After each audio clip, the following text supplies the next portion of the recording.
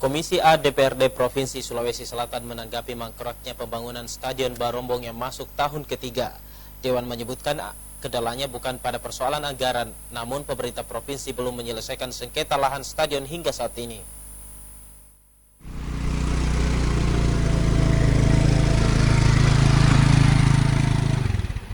Stadion Barombong yang digadang-gadang menjadi stadion termegah di wilayah Indonesia Timur dan ditargetkan rampung pada tahun 2018 lalu, terpaksa berhenti di tengah jalan dan belum dilanjutkan hingga tahun 2022. Hal ini turut menjadi sorotan legislator DPRD Sulsel. Menanggapi hal tersebut, Sele KS Dalle selaku Ketua Komisi A DPRD Provinsi Sulawesi Selatan yang membidangi pemerintahan menyebutkan, anggaran bukan menjadi masalah terhentinya pembangunan tersebut.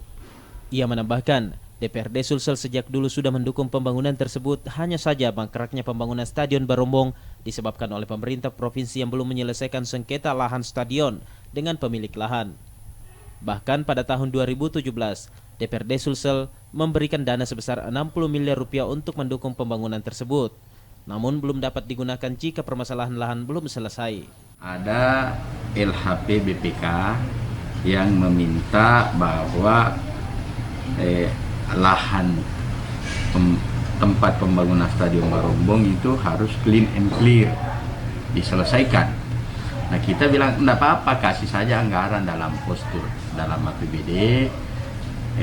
Mudah-mudahan di tahun anggaran berjalan itu lahan bisa clear. Tetapi sepanjang lahannya enggak clear and clean, jangan dibelanjakan. Di Bintang waktu itu anggarannya ada. Sampai akhir tahun anggaran 2017 enggak dimanfaatkan itu anggaran, akhirnya menjadi silpa, nanti dipakai di 2018.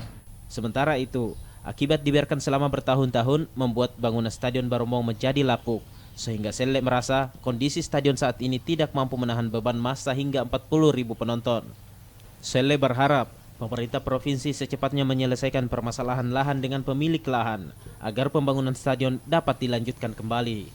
Fitri Hairunisa, Sulawesi TV.